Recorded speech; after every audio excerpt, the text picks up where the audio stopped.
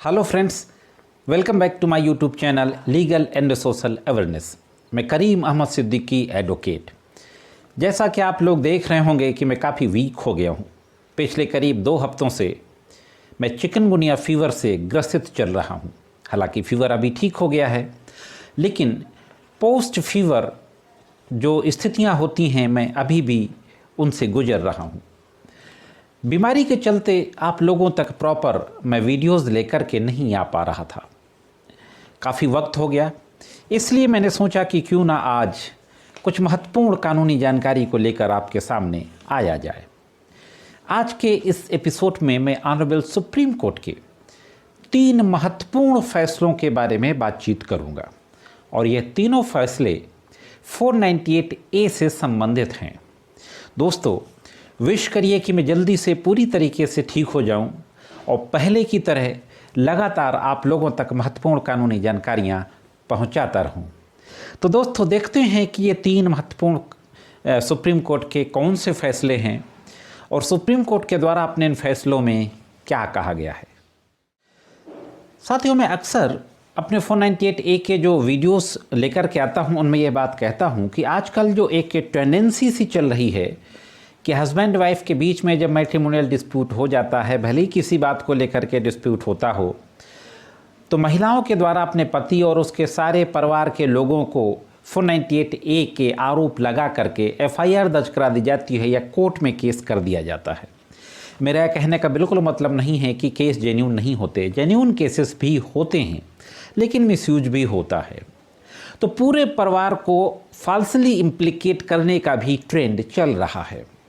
मैंने बहुत पहले सुप्रीम कोर्ट के एक फैसले पे वीडियो बनाया था और उस वीडियो को 10 लाख से ज़्यादा लोगों ने देखा भी है। उसका मैं लिंक आई बटन में दे दूंगा, आप डिटेल में देख सकते हैं।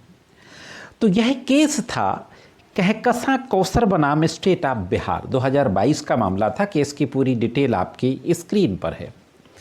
यह जो केस था, ऑनरेबल सुप्रीम कोर्ट ने इस केस में महिलाओं के द्वारा पति के पूरे परिवार वालों को फाल्सली इम्प्लीकेट करने पर चिंता जताई थी और महत्वपूर्ण प्रिंसिपल होल्ड किया था कि जब तक कि हस्बैंड के रिलेटिव्स के खिलाफ कोई स्पेसिफिक एलिगेशन ना हो, विशिष्ट आरोप ना हो, तब तक उनको मुकदमा फेस करने के लिए मजबूर नहीं किया जाएगा। हाँ दोस्तों, इस मामले में पति के परिवार के सारे लोगों को छोड़ दिया गया था, 498A के चार्ज से मुक्त कर दिया गया था।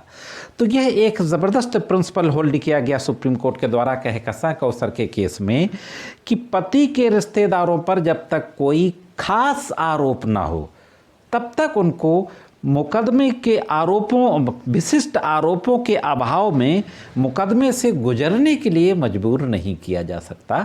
तो यह था एक महत्वपूर्ण मामला। आज का जो दूसरा मामला है उस पर भी एक नज़र डाल लेते हैं।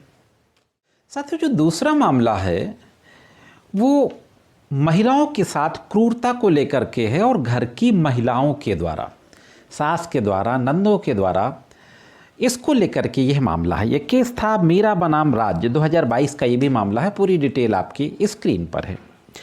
इस मामले में सुप्रीम कोर्ट ने कहा कि जब एक महिला दूसरी महिला के साथ क्रूअलिटी करती है, क्रूरता करती है, तो अपराध और ज़्यादा गंभीर हो जाता है।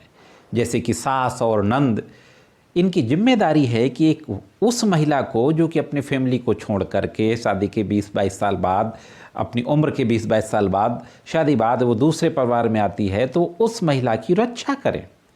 बजाय इसके महिलाएं क्रूरता करने लगती हैं। तो ऐसी महिला जो किसी दूसरी महिला के साथ क्रूअलिटी करे, वो किसी तरीके की नरमी की हकदार नहीं है। तो यह फैसला था, ये महिलाओं के पक्ष में था। जेन्युइनली जिन महिलाओं के साथ उनकी सास और नंदों के द्वारा क्रूअलिटी की जाती है, उन महिलाओं के लिए एक ज़बरदस्त जजमेंट था ऑनरेबल सुप्रीम कोर्ट का। इसके बाद दोस्तों, जो दूसरा केस है सुप्रीम कोर्ट का, अक्सर देखने को हमें मिलता है कि महिलाओं के साथ कभी कभी इतना ज़्यादा उनको टॉर्चर किया जाता है। वजह कुछ भी हो सकती है, डाउरी की डिमांड भी हो सकती है और कोई वजह भी हो सकती है। कि उनके सामने सुसाइड के अलावा और कोई रास्ता नहीं बचता है। तो उन स्थितियों में ये जजमेंट दिया गया। सुप्रीम कोर्ट के द्वारा कहा गया केस था मरियानो एंटो ब्रूनो बनाम राज्य, 2022 का मामला है, पूरी डिटेल स्क्रीन पर है। इसमें ये कहा गया कि 498A और 306 यानी क्रूरता और अबेटमेंट टू सुसाइड के बीच में क्या साठगांठ है। अदालतों की जिम्मेदारी है कि इस साठगांठ का पता लगाएंगी।